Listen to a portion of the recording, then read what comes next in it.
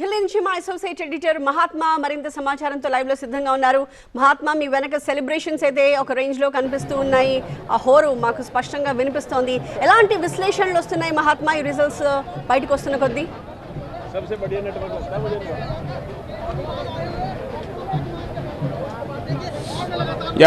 మూడు దశాబ్దాల తర్వాత అందిన విజయం భారతీయ జనతా పార్టీకి దేశవ్యాప్తంగా గత 2 పర్యాయాలు దాటి 3వ పర్యాయం విజయం సాధించి ప్రభుత్వాన్ని ఢిల్లీ కేంద్రంగా ఏర్పాటు చేస్తున్నప్పటికీ ఢిల్లీ ఎన్సీఆర్ ఏదైతే ఉందో ఇక్కడ అసెంబ్లీని గెలుచుకోవడం మాత్రం భారతీయ జనతా పార్టీకి ఇంతకాలం పాటు ఒక అందరినీ ద్రాక్షగానే మిగులుతూ వచ్చింది.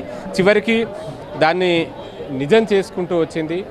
ఢిల్లీ ఓటర్లు ప్రతి ఎన్నికల్లోనూ భిన్నమైన తీర్పునిస్తూ వచ్చారు. లోక్సభ విషయానికి వచ్చేసరికి 2014 నుంచి చూసుకుంటే 7 లోక్సభ స్థానాలకు 7ంటికి 7 బీజేపీకే ఇస్తూ వచ్చిన ఢిల్లీ ఓటర్లు అసెంబ్లీ విషయానికి వచ్చేసరికి మాత్రం స్థానిక అంశాలకే ప్రాధాన్యతనిస్తూ ఆమ్ ఆద్మీ పార్టీని గెలిపిస్తూ వచ్చారు. అది 2014, 2019, గత ఏడాది మేలో జరిగిన 2024లో జరిగిన ఎన్నికలైనా సరే అలాగే జరుగుతూ వచ్చింది. ఈ నేపథ్యంలో ఈసారి కూడా మళ్ళీ ఆమ్ ఆద్మీ పార్టీయే అధికారంలోకి వస్తుందా అన్న అనుమానాలు అయితే ఉన్నప్పటికీ భారతీయ జనతా పార్టీ అన్ని అస్త్రాలను ప్రయోగించిందని చెప్పవచ్చు. ఎక్కడైతే ఆమ్ ఆద్మీ పార్టీ ఓటర్లను కైవసం చేసుకుంటుందో ఆ అంశాలను కూడా టచ్ చేసింది. ముఖ్యంగా ఫ్రీబీస్, ఆప్ గవర్నమెంట్ ఫామ్ అవ్వడానికి కారణమే ఉచిత కరెంటు, ఉచిత విద్యుత్తు, అలాగే మెరుగైన విద్యా వైద్యం. సో వీటి విషయంలో బీజేపీ సైతం ఆ ఉచితాలన్నీ కొనసాగుతాయని చెబుతూ మహిళలకు నెలకు 2,500, అలాగే ఈ మధ్యతరగతి భారాన్ని తగ్గించేలాగా 12 లక్షల వరకు ఇన్కమ్ ట్యాక్స్ స్లాబ్ నుంచి మినహాయింపునివ్వడము, మరికొన్ని ఈ మధ్యతరగతిని అట్రాక్ట్ చేసే పథకాలు ప్రకటించడము, ఇవన్నీ చేసుకుంటూ వచ్చింది. దాంతో ఒకటి ఓటు బ్యాంకును పెంచుకోగలిగింది. అయితే ఢిల్లీలో బీజేపీ ఎంత వరస్ట్ పర్ఫార్మెన్స్ ఇచ్చినా కూడా, ఎన్నిసార్లు ఓడిపోయినా లోయెస్ట్ పర్సంటేజ్ 32% ఓట్లకి తక్కువ కాకుండా బీజేపీ గెలుపొందుతూ, అంటే అంత పర్సంటేజ్ ఓట్లను పొందుతూ వచ్చింది. దీన్ని దృష్టిలో పెట్టుకుని స్ట్రాటజిక్గానే బీజేపీ అధినాయకత్వం ప్లాన్ చేసింది. మరోవైపు అరవింద్ కేజ్రీవాల్ సైతం మొదటి 5 ఏళ్లలో ఇచ్చిన పరిపాలన తర్వాత ఇవ్వలేకపోయారని చెప్పవచ్చు. ఫెయిల్ అయిన ప్రతి సందర్భంలోనూ కేంద్రాన్ని నిందిస్తూ వచ్చారు. కేంద్ర ప్రభుత్వము లేదంటే పక్క రాష్ట్రం హర్యానా వీటి మీద నెపాలు నెట్టేసుకుంటూ వచ్చారు. తన వైఫల్యాలకు పక్క వాళ్ళు బాధ్యులు, తన విజయాలకు తానే బాధ్యుని అన్నట్టుగా ఆయన వ్యవహరించిన తీరు, కేంద్రంతో పేచీ కోరుతనం, ఇవన్నీ కూడా ఢిల్లీ ప్రజల్ని విసిగించాయి. నేను కొంతమంది ఓటర్లతో ఇంటరాక్ట్ అయినప్పుడు, ఎందుకంటే నేను కూడా ఇక్కడ ఓటర్నే, న్యూఢిల్లీ కాన్స్టిట్యున్సీ నుంచే నేను ఓటేశాను. సో ఆ సందర్భంగా కొంతమంది ఓటర్లతో ఇంటరాక్ట్ అయినప్పుడు కేజ్రీవాల్ని మళ్ళీ గెలిపించిన ప్రయోజనం ఏమి ఉండదు, అతను మళ్ళీ ఇవే వంకలు చెప్తూ ఉంటాడు, కేంద్ర ప్రభుత్వం సహకరించట్లేదనో, లెఫ్టినెంట్ గవర్నర్ అడ్డుకుంటున్నారనో ఆ సాకులు చెప్తూనే కాలయాపన చేస్తారు తప్ప ఇక్కడే పని జరగదు. సో దానికంటే కేంద్రంలో బీజేపీ అధికారంలో ఉంది కాబట్టి ఇక్కడ కూడా బీజేపీనే అధికారంలో ఉంటే బెటర్ అన్న అభిప్రాయాన్ని విద్యావంతులు, ఉద్యోగ వర్గాలు వీరంతా కూడా ఎక్స్ప్రెస్ మహాత్మా.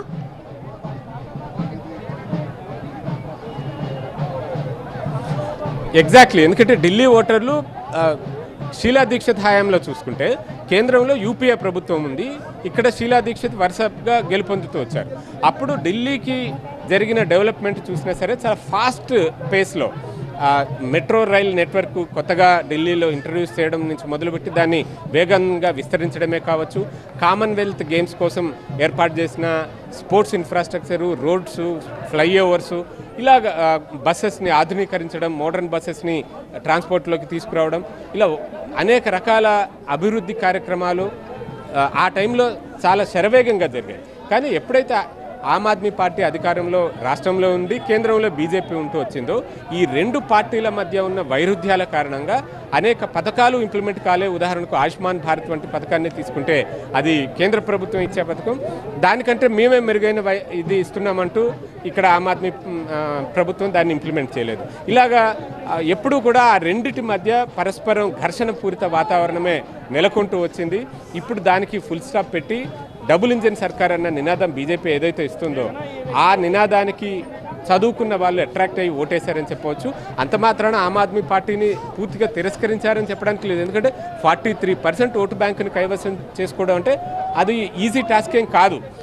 జనం మాసెస్లోనూ బస్తీల్లో, స్లమ్ ఏరియాస్లో ఉండే జనాల్లో, ఓటర్లలో ఇంకా ఆమ్ ఆద్మీ పార్టీ వైపే మొగ్గు చూపారు అన్నది మనకు ఆ పోల్ పర్సంటేజ్ బట్టి చూస్తుంటే అర్థమవుతుంది.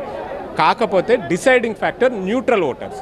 ప్రతి ఎన్నికల్లో కూడా ఈ న్యూట్రల్ ఓటర్స్ 20 నుంచి 30% మంది ఉండే ఈ న్యూట్రల్ ఓటర్స్ ఎటువైపు మొగ్గు చూపుతారో అటువైపు గెలుపొందుతూ వస్తుంది. ఇప్పుడు ఆ న్యూట్రల్ ఓటర్స్లో ఎక్కువగా విద్యార్థులు ఉంటారు, చదువుకున్న వారు ఉంటారు, లిటరేట్ సర్కిల్, కాబట్టి వాళ్ళు ఇవన్నీ ఆలోచించారు. డబుల్ ఇంజన్ సర్కార్ అయితేనే బెటర్. మనం ఇదివరకు కూడా చూసాం, షీలా దీక్షిత్ హయాంలో యూపీఏ ప్లస్ షీలా దీక్షిత్. ఇప్పుడు కూడా పైన మోదీ ఉన్నారు, కింద కూడా బీజేపీ ఉంటే ఏదైనా ఏ ప్రాజెక్ట్ అయినా వేగంగా ఇంప్లిమెంట్ చేయడానికి అవుతుంది. పైపెచ్చు బీజేపీ ఈ మధ్యకాలంలో ఏ రాష్ట్రంలో అధికారంలోకి వచ్చినా వారిచ్చిన హామీల్ని ఇంప్లిమెంట్ చేయడంలో అది ఎటువంటిదైనా సరే తమ నినాదం ఒకటి అనుకుంటే, ఉదాహరణకు రామ్ మందిర్, దాన్ని కూడా ఎవరు అది నిజమవుతుందని చెప్పి ఎవరు ఊహించలేదు, కానీ దాన్ని నిజం చేసి చూపించారు. ఆర్టికల్ 370ని రద్దు చేయడం, అది కూడా అది ఏదో ఎన్నికల కోసం చెప్తున్న మాటలే, ఇవన్నీ నిజం అవుతాయా అని చెప్పి అనుకున్నారు, దాన్ని నిజం చేశారు. సో ఇలాంటి కష్టసాధ్యం అనుకున్న హామీలను సైతం ఇంప్లిమెంట్ చేస్తున్న ఒక గుర్తింపు బీజేపీకి ఉంది. కాబట్టి వాళ్ళిచ్చే హామీల్ని జనం విశ్వసించారనే చెప్పవచ్చు. అయితే కొంత మిడిల్ క్లాస్లో అసంతృప్తి ఉంటూ వచ్చింది. పన్నుల రూపేణా మధ్యతరగతి మీద పడి వారి నుంచి పన్నులు గుంజుతూ ఉంటారు. పన్నులు ఎగ్గొట్టే సంపన్న వర్గాలు బాగానే ఉంటాయి, వాళ్ళకి చేయాల్సిన మేళ్లు చేస్తూనే ఉంటారు, మధ్యతరగతిని బాగా పీడించుకు తింటారు అన్న ఒక భావన చాలా మందిలో ఉంటుంది. కానీ రీసెంట్ బడ్జెట్ ప్రజెంటేషన్లో ఈ ట్యాక్స్ స్లాబ్స్ నుంచి ఊరటని ఇవ్వడంతో పాటుగా మధ్యతరగతి భారాన్ని తగ్గించేలాగా అనేక రకాల చర్యలు తీసుకుంది కేంద్ర ప్రభుత్వం.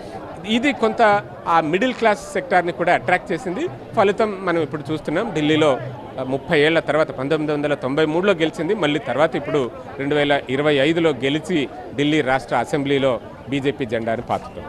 అయితే మహాత్మా, మహిళా ఓటర్లు గురించి ఒక్కసారి మాట్లాడుకుంటే 2015 ఎన్నికల్లో మనకి 53% మంది ఆమ్ ఆద్మీ పార్టీ వైపు మొగ్గు చూపారు, బీజేపీకి 34% ఆఫ్ మహిళా ఓటు దక్కింది.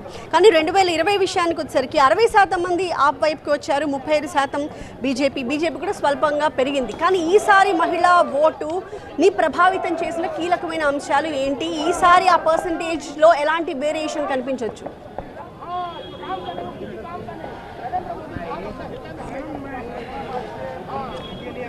మనం ఇంకా పూర్తి గణాంకాలు బయటకు వస్తే ఆమ్ ఆద్మీ పార్టీకి పడ్డ ఓట్లలో మహిళా ఓట్లు ఎన్ని ఏంటి అన్నది మనకు తెలిసే అవకాశం ఉంటుంది. వివిధ సర్వేలు, అంటే ఈ ఎగ్జిట్ పోల్స్ సందర్భంగా ప్రీ పోల్స్ లేదా పోస్ట్ పోల్ ఒపీనియన్స్, వీటన్నిటి ద్వారా సేకరించిన డేటాను విశ్లేషిస్తే కనుక మహిళా ఓటర్లు ఇప్పటికీ ఆమ్ ఆద్మీ పార్టీకే మద్దతు ఎక్కువ, అంటే మహిళా ఓటర్లలో అత్యధిక భాగం ఆప్కే మద్దతు ప్రకటించారు అన్నది ఆ గణాంకాలు, ఆ సర్వే డేటా మనకు చెప్తుంది. అందుకే 43% వరకు ఆమ్ ఆద్మీ పార్టీ ఓట్లను కైవసం చేసుకోగలిగింది. కాకపోతే టోటల్గా పోలైన ఓట్లలో మేల్ ఓట్స్ ఎక్కువగా ఉన్నాయి, ఫిమేల్ ఓట్స్ సంఖ్య తక్కువగా ఉంది. కాబట్టి దానికి తోడు అలాగని మొత్తం మహిళా ఓటర్లు అందరూ ఆమ్ ఆద్మీకే ఓటేశారని కూడా చెప్పడానికి లేదు. అందులోనూ ఇటు చదువుకున్న వర్గాలు, ఉద్యోగ వర్గాలు, వీరంతా కూడా ఉన్నారు. సో దాంట్లో స్ప్లిట్ అన్నది వచ్చింది. బట్ పూర్తి గణాంకాలు వస్తే ఎంతమంది ఏంటి అన్నది మనకు తెలిసి వచ్చే అవకాశం ఉంటుంది. కానీ ఉన్నంతలో మహిళా ఓటర్లలో ఆమ్ ఆద్మీకి ఇప్పటికీ కూడా మద్దతు ఎక్కువగానే ఉంది అన్నది అనేక సర్వేలు చెప్తున్న విషయం. Right, thank you Mahatma.